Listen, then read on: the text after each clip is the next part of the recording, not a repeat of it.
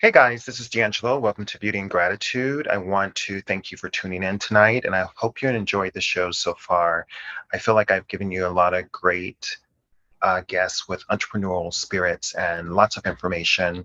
And I have more tonight. I have a very special guest, Mykel, Creative. He owns a company called Mykel Smith Creative, and they do everything from production to fashion show design, casting, branding, you name it, and just a plethora of things that he works on. And I can't wait to talk to him about how he got started, where he's from, how he builds his business, and how he's launched many careers actually, and works with really a lot of prominent brands, which I'll name once he's on. And just give me a second, and I'll bring on Mykel Smith. Thank you so much.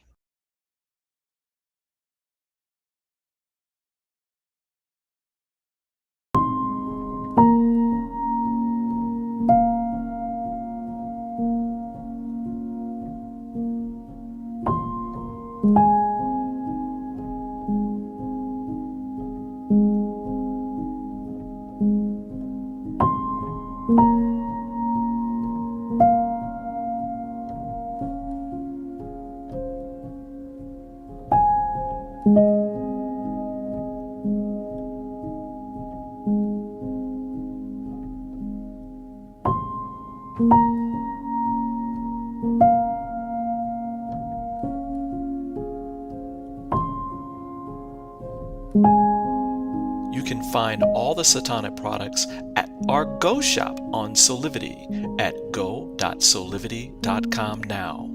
Shop for beauty products, skincare, hair care, it is all there. At the Go shop, Go Shop Solivity. Have you ever asked the question, if I was to be anything, what would I be? Regardless of money, regardless of status, beyond popularity and fame. Living your passion, feeling your life has purpose. Solivity is a space to nurture that which lives in all of us. A place where work can become play, and doing what we love creates the dreams of a lifetime.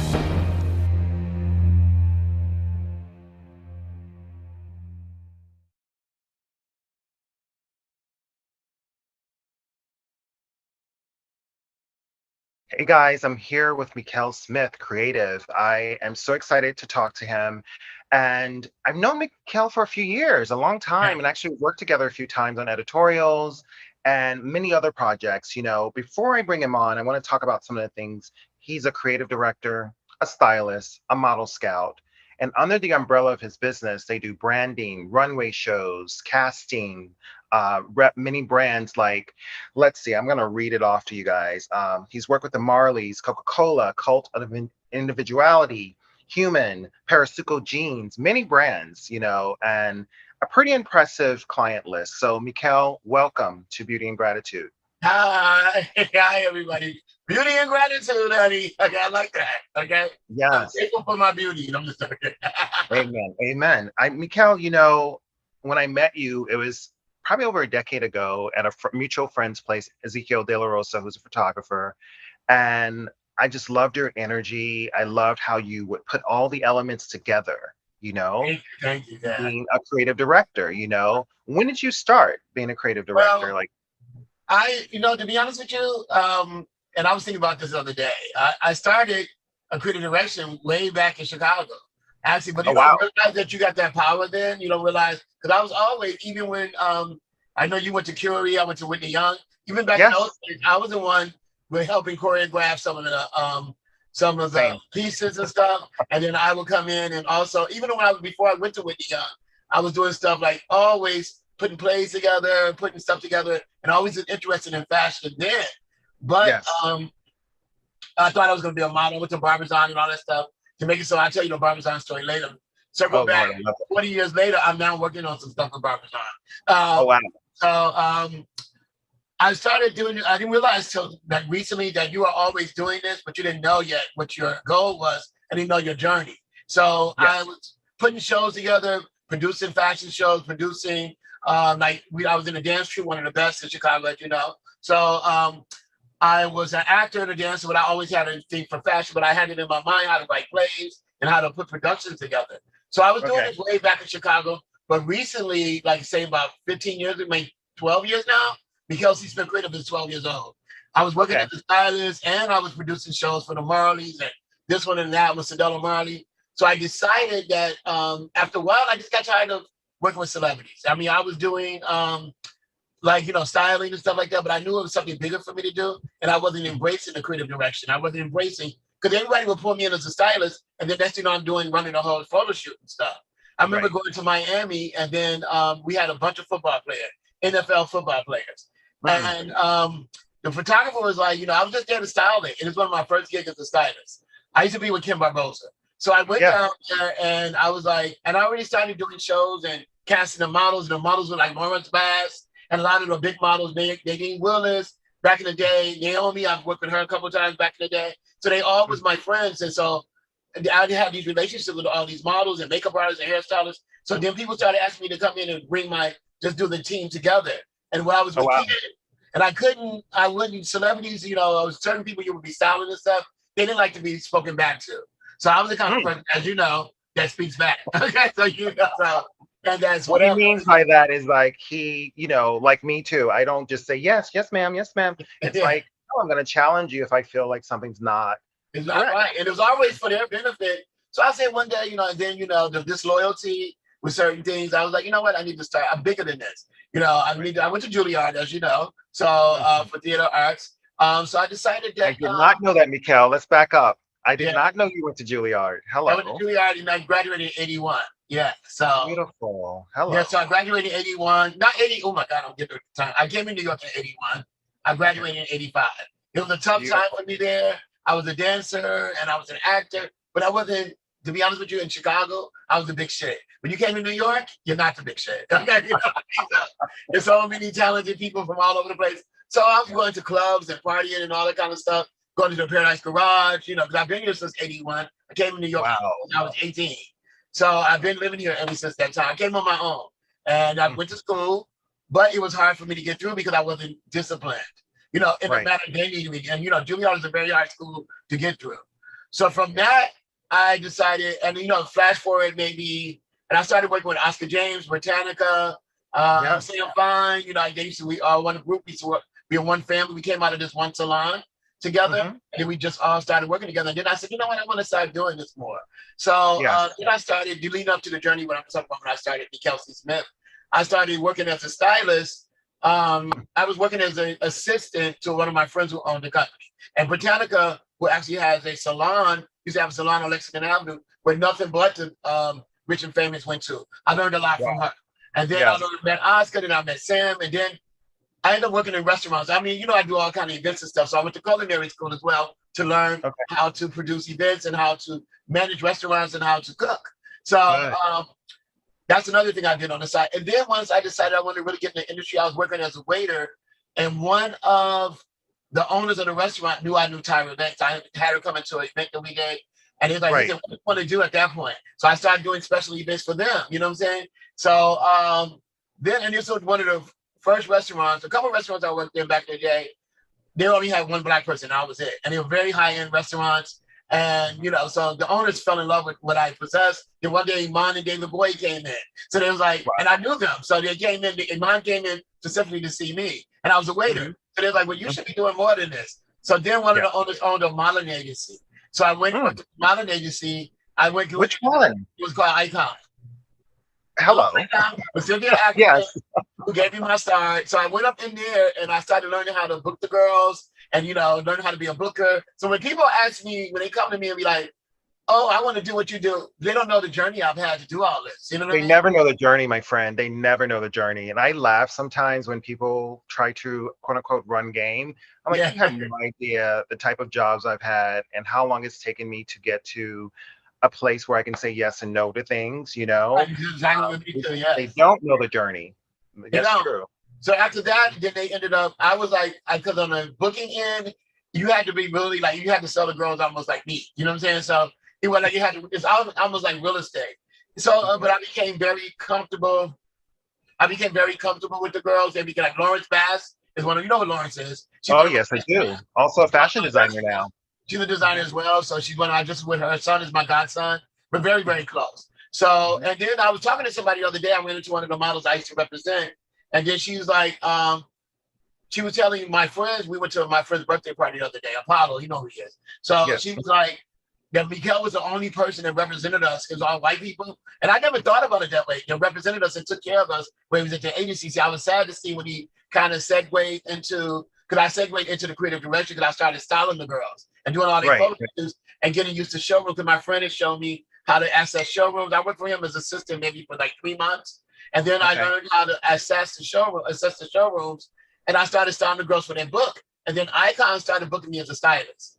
So they started booking me as a stylist, and they started putting me in on fashion shows. They even booking me as a producer, like for different shows and stuff. So I'm making money there. With Jody used to book me a lot. I don't know if you know Jody Gordon, who's with Fusion. I don't know. She owns Fusion. So now she owns Fusion. We always sit around the table together. But then they saw I had all this other talent, and they just started sending me out doing different things. So then after I left there, then one day I just decided I was working with the Marleys, like doing all of her fashion shows.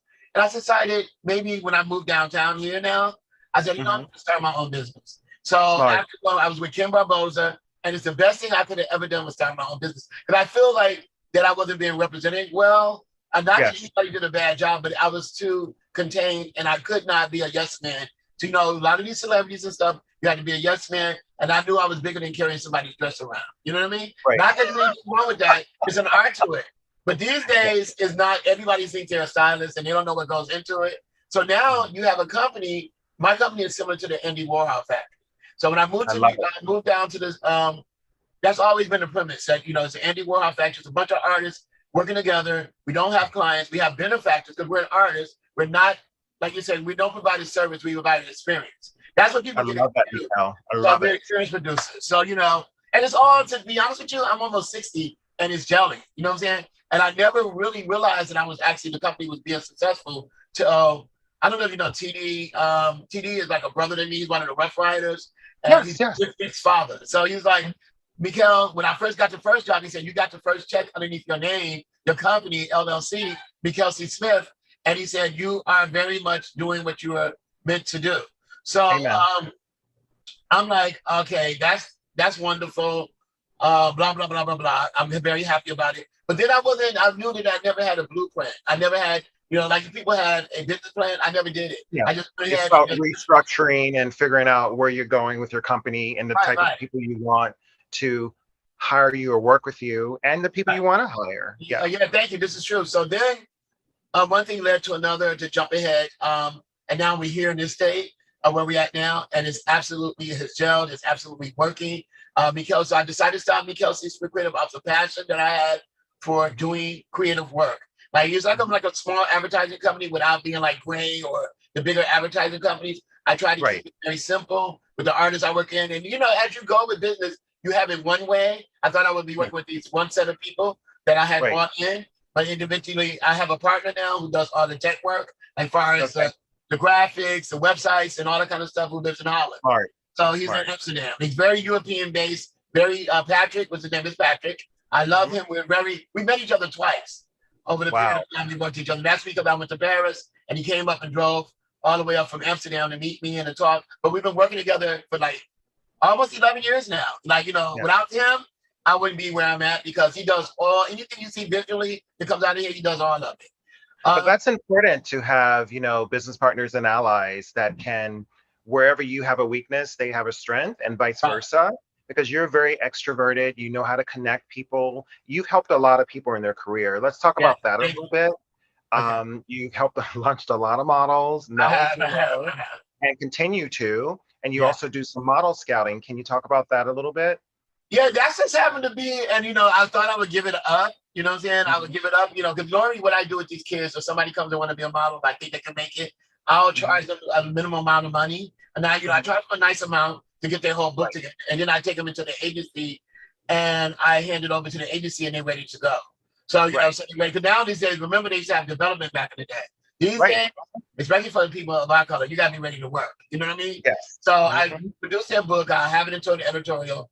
So that happened because I just, I was always scouting models, some bigger. I had a lot of successes with the models I've scouted. Maybe one or two, which you know about, they just kind of messed up. And I was like, okay, when people mess up, I said, you know what, I'm going to stop this. But then I can't help myself. I see somebody that I think deserves a chance. Like I walked out of my building recently, maybe about 4 months ago. I saw a kid standing in my lobby. And I was like, I said, he ain't got no money. You know, he ain't got no money, child. He can't afford no $3,000 to do no book. So I was like, but some said, go back. You know what I mean? Go back. I went back to him. I said, hey, do you want to be a model? He said, his name is Javon. He said, he's from Maryland. I said, do you want to be a model? He said, well, people told me about it. I work in the music. I'm trying to get my music out there. He said, you know, people said I should be one. Nobody's ever, like, I never got a chance to do it. So I was like, okay, have your mother call me. So his mother called me 2 days later. I told her who I was. I said, I'm not a pervert. I'm very well respected. I'll text you some of my information so you can see it. And I said, I know he doesn't have money that I can normally charge from the front to do a book for them. Normally just because I'm going to take, I just started recently to become a mother agency. So the last one. So because it's just so like being a mother agency is a lot of work. You know what I'm saying? Oh, I know. You got to change them. Then I got my own business I'm running. So we made it. We incorporated it. One of my friends told me, and Beth Ann said the same thing, that you should, Beth Ann Hardison and Constance White, which are like my, I interned for Beth Ann when I was a kid, 18, 19. I love Beth Ann. I love Constance. And when I look at where I need to go where Beth Ann is going, because she's still kicking ass. And she's like, I want to say her age, but she's up there. You know what I mean? I know. Still turning it out. So, and she's she has no, what's the word I want to use?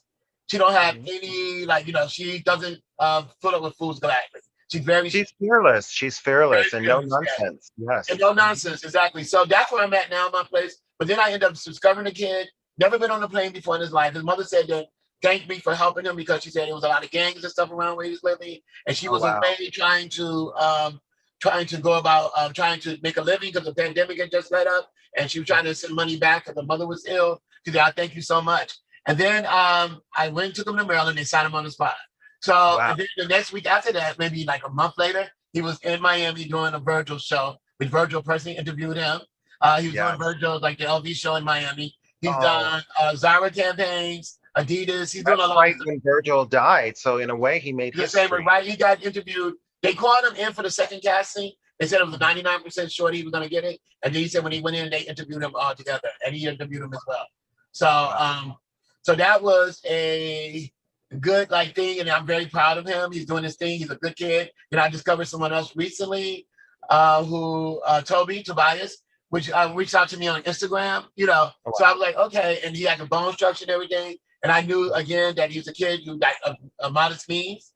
So I said, okay, have your mom call me because he was only 19. I still want to talk to the mother. I talked to the mother, which happens to be a great, great person. Her background was similar to mine. So that she had been in a foster home and all that kind of stuff. So the way she carried herself, I said, okay, she's raised a good kid. She's like, didn't make her life background become her life. And she's from Chicago. So, but they live in St. Louis. So then he came up. I told him he wanted to come. His mother said, well, I'll come up with him in April or whatever. He said, Mom, I have to go now. So he went and we got him signed to stay. So he'll be back next month, to stay with me for a couple of months. And I keep saying, I'm never letting nobody stay with me again. I'm never doing this. But I had no choice. I'm going to let him stay. You just said, you know what, Mykel, you just set house rules. And, I know a lot of young models and I've helped many as well. Right. And you just set house rules, And I know, but some of these kids might just set a house rule. I have my niece with me, which I don't want to mention. I don't want to say anything, but I know. But I set house rules, honey. She was trying to take over the house. But I'm coming to see grown men in my house. I'm like, what the fuck? Right. But we should definitely collab. We should definitely collaborate with some things because I love what you're doing.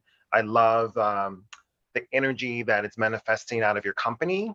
It's amazing. I mean, to be honest with you, the COVID came down. I was a little scary for like a couple months. I didn't have work, but then the third month in, Kenneth Alexander, which you know as well, he's a good friend of Carlos Campos, and they couldn't find models. And even Carlos called me and said he couldn't find models. is if anybody can do it, it's Mykel. So I shot this campaign for workout line because the workout and the campaign blew up.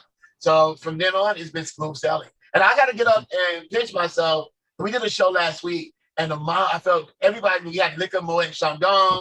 We had so many different sponsors. Food, everything. I put this whole event together. But the most happiest thing I was when the models performed the way I wanted them to perform. Yeah, they did. They look great. They look so amazing. And even the designer, it showed him where his brand should be. You know what I mean? So the models didn't get everything I told them to do because when I'm casting, I'm strict on. Some people, you walk, then they put it in. But as a casting director, I watch and see it, and I lay it out right then and there how you're going to be walking that day. The ones who nail it, that's the ones I pick. And they just, even the runway, coming around the runway doing the finale, the runway was only something big. But coming around the finale, you had to step over this part. They all stepped over it. I watched all of that.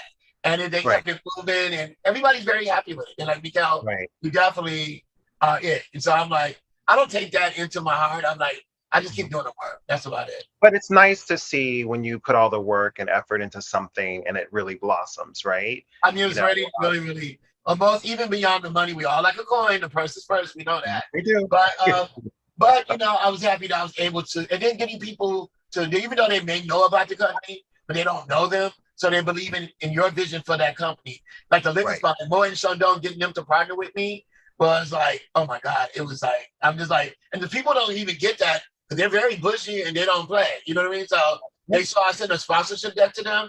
They didn't really know the brand. They watched the sponsorship brand and they said that in that sponsorship deck that I sent to them, it was so visually put together. I'm all about presentation, as you know. Yes. So some people just sit it on a blank piece of PDF. I have to have it pop up and all that stuff. It blew their mind. And he absolutely said he kicked it up to his bosses and they loved it. So they sent me so much product. And hopefully that we'll be able to do something in the future and keep that relationship going. I want to thank Joe for giving me that contact. Sounds good. You know what's beautiful is that I tell people never underestimate people from Chicago, my friend, because we know how to make moves. They got nothing to lose, honey.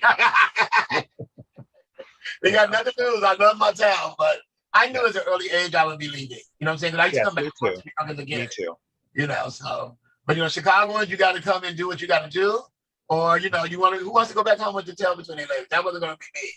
And people were saying it when I first came to New York. Oh, you'll be back home. I said, okay, watch. Nope. And I never went back. Okay, I went back to visit. Yeah, same. It's interesting. You moved here in 81. I moved here in 89. So I came here for college and went to Pratt in Brooklyn. And just being a part of New York. And I was distracted when I was younger. I was at the clubs and doing all types of craziness. But I would say to anyone, New York is a true education. If you're lucky enough to live here and you're, 18 to 25, you can learn a lot. It's a master class in perseverance, And you have to surround yourself. And I had a lot at a young age. I had a lot that was not given to me.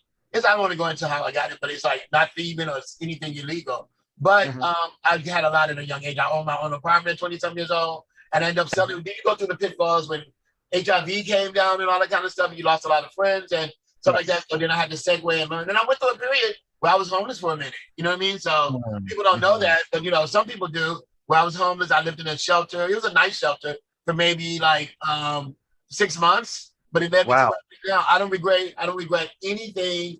And it wasn't because I was on drugs. It wasn't because I was an alcoholic. It was because my mother had passed away and a lot of shit in my head was like, I didn't know what I wanted to do. You know what I'm saying? I really didn't know. I knew that I was tired of waiting tables. I knew I was tired of managing restaurants. I knew I wanted to be my own business person. So I went through all that, sleeping on a couple of sofas here and there. But the people's sofas I was sleeping on, they would go, if I had a job, one of my girlfriends was a hairstylist, and she would say, get on that computer and do your work when I got depressed. So I would go on the computer, a job would come up, and she'd be flying off on a plane with me. So I don't change any of the journey I've had. I don't change anything. I don't regret any of it. I'm very happy. But now, I know now, especially since Corona, and because God has shown me such greatness and such favor, that I know with hard work, everything will be. So now I decide I don't get into the things I used to get into before. I very much, if it doesn't work for me, I just move on.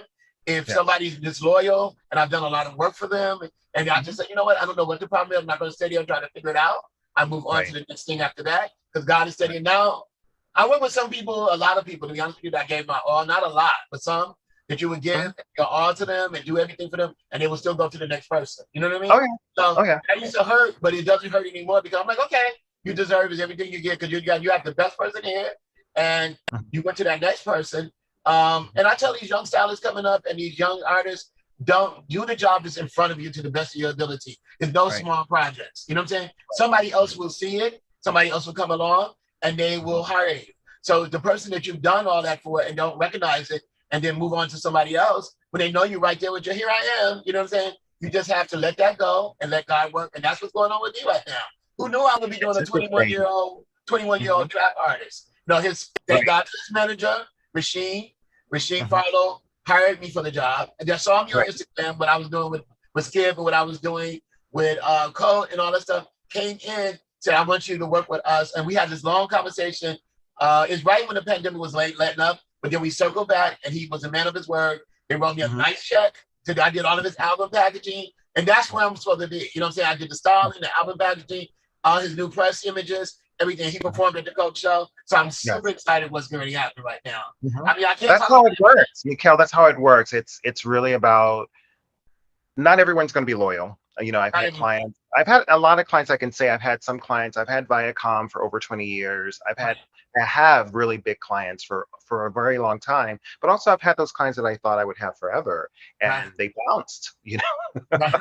You know, I, and yeah, in the beginning, it kind of, I said something like maybe that I was supposed to do with somebody. They promised me in the beginning that everything was that I will, if I work with them, that everything. But you don't look at it that way anymore. You don't never know what the issues could be. It could be management. It could be anything else. It's always something that right, comes into it. But I was kind right, of shocked and a little hurt. But I let it go. And then God said, see what I got for you? You have to move on. And if they come back, yes, if I feel like we should work together, we can work together. But at the end of the day, the company is gelling so well that I'm very selective about what I do these days, yeah. because And God is showing me this is what you're meant to do. You know what I mean? and it's about watching people. I watch people to show me who they are. And if they don't have integrity, eventually they'll do something to remove themselves. And I'm okay with it. I'm okay. I'm more okay with it all the time now.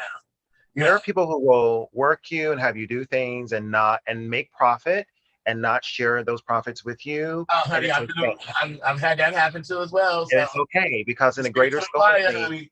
But I said it's you're okay always because taken now, care of. yeah, I'm always taking care of. And now I'd be like, if I'm putting a connection together, what's in it for me? I didn't used to be that way. I just thinking Right. they were gonna come around and be like, circle around and be like, okay, I'm going to work with you. We get this product. I had that happen to me maybe last year. That I put somebody in contact with somebody that they were messing up on somebody who came in and messed up on a situation. I had it straightened out. I was supposed to be a part of the deal and they left me out of it. You know what I'm saying? So Okay. and it's absolutely, I was like, you know what? It's okay. You know what I'm saying? I didn't get it crazy. I told them how I felt and I moved on. Mhm. You know what I mean? That's it. And I feel so good about it. The energy Mhm. and all the stuff that's in front of me right now. Even this interview, thank you so much. I feel good Thank you. about the Mhm. blessings that's coming. And I know now, even with my company, even my artists that work with me, I call them artists, not employees, that I'm Mhm. like, if things I don't like and something goes wrong, because I'm not the type of creative director that I say, this is the way it has to be. I'm the type of Right. person that says, okay, give me some of your ideas, what this should be. This is the project we're working on. What do you, I give them freedom and they know that. So I don't come up with a storyboard and it has to be this way. Because life is a storyboard and some things don't work. You go into a shoot thinking one way, you come out another way. So I Right. have a premise of what we need to do, but now I'm starting to strategize more and starting to making sure that this is what I want. This is how it has to go. Whatever I need, like if you can't do it this way, if you come to me, I had to let a makeup artist go last week. Showed up an hour and 45 minutes late. And then Wow. I hadn't worked with her in a long time. She begged me to work with her again. I was saying she was putting on Facebook, let's work together. I put her in, then let her come. We had two projects. Both projects she showed up late. And then she wanted me to pay for her parking and all this kind of shit. So I'm like, girl, what is wrong with you? You know what I'm saying? And then she's like, oh, well, I did this. Then she sent me this long ass email back about how much, why she charged, why, the rates that she was charging me was not the rates that she knew. I said, girl, show me your portfolio. I paid you pretty well, and I introduced you to other people. Show me your Right. portfolio. Anything that's of substance is from me. Okay. Anything else you're doing, get out of here. And I just deleted it and blocked it and moved on. You know what I mean? But you have to understand, most people don't understand is that no matter what the pay is, sometimes it's big, sometimes it's small, it can lead to somewhere. I Always recently does. recently I got a call from Entertainment Tonight to do the Met Ball for one of their hosts. And I was working and I said, I'm sorry, I can't do it. People are like, are you crazy? You're not gonna do the Met Ball? I'm like, no, I'm busy. Once I commit to something, that's Yeah, what I'm doing. me So I too. called my friend. I said, hey, this person's a host on Entertainment Tonight. They need a person to do hair and that really knows how to do lace, et cetera, et cetera. And she's like, okay, she's like, but the rate's not high. I said, that's okay. I said, you got to see the bigger picture. Right, you You do. can't, don't look at the rate. I said, see the bigger picture. Number one, you've never done the Met Ball. So do the Right. Met Ball, which she did, and she hooked it up. And I said, and that particular host, every time she's in New York, guess who she's going to call? I You said, do. so for the long haul, that's how the money plays. You Yeah, don't that's look where at I'm at the right money. now. And I tell my team, if people that I work with, the artists, and I have a lot of young artists working with me now that's very, very good. I have video people and film, and people who used to be like take advantage, never sent me one dime, never gave me 5 cents. I'm talking about Right, people you work with that you pull into these projects. right. They would never give me 5 cents or never recommended a client and stuff, which it's okay. But they want It to come is. to me about how much, honey, the race we used to get paid back in the day. Of course I get paid well, but when you come with people with race, sometimes it doesn't apply anymore. You know what I'm saying? Like the last time Right, maybe we making $3,000 a day. Some people will do it, some people won't. But it depends on right. the balance of the project, like you said. And a lot of stuff I've done, I get paid pretty well, but the things I've done, people have seen it and they came on to do. They came on to hire me for other things. You know what I'm saying? Because they see the Right. work. Exactly. But, it's Bigger. about doing everything you do with the passion that you do. A $15,000 job with, like you do $1,000 job. You have to do it the same way. You know what I'm saying? Give it As your long as all. the person that you're doing it with appreciates what you're doing for them. You know what I mean?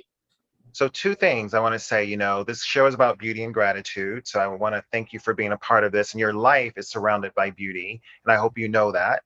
I So know I people ask tell me you, that all the time. what are you grateful for? I'm grateful for being 6 feet above ground today. Okay, because Mhm. no, I'm gonna have tomorrow. I'm grateful for having a higher power. I'm grateful for the people who do believe in me, the clients, or like you say, the benefactors, the artists that I work with. I'm grateful that we had this creative spirit. I don't look into like magazines and stuff like that. A long time ago I used to look at magazines, but you can't get no inspiration from them these days. So Right. the inspiration is like a movie that's always playing in my head.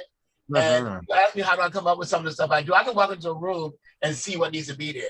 It's just something Right. God has given me. I'm extremely grateful for Him giving me vision and life to keep moving for the vision that He's given me. I don't know where some people say, how did you even think of that? Even the last show I did, it was already in my head. I knew I had to do it differently than we did it last time, and it Right. absolutely worked. So I'm grateful for the gift of vision. I have this thing that I say on the end of on all my emails and correspondence: without vision, the people shall perish. That's one of my Yeah. mottos. So, Yes. so I think the vision is part of really the vision and the health that God has given me is the most important thing I'm grateful for. And be able to Yes. And perform for me at this time and day. how can we reach you? And what's your website? Okay, my website is MykelCSmithCreative.com, www. My Instagram is Mykel hyphen, I guess it's the small slash, because my Hmm. Instagram got hacked during COVID, so I had to do it over. Oh. Because I couldn't get the name back. So it's Mykel, MYKL hyphen C hyphen Smith hyphen creative. Hyphen. Okay, perfect. Mykel And C we'll have Creative. everything here. We'll have everything here under your name. And Mykel, thank you so much for doing this, and I appreciate it immensely. Thank you. I'm looking forward to seeing you soon, though. Okay. Thank you. Love you and thank you. Thank you.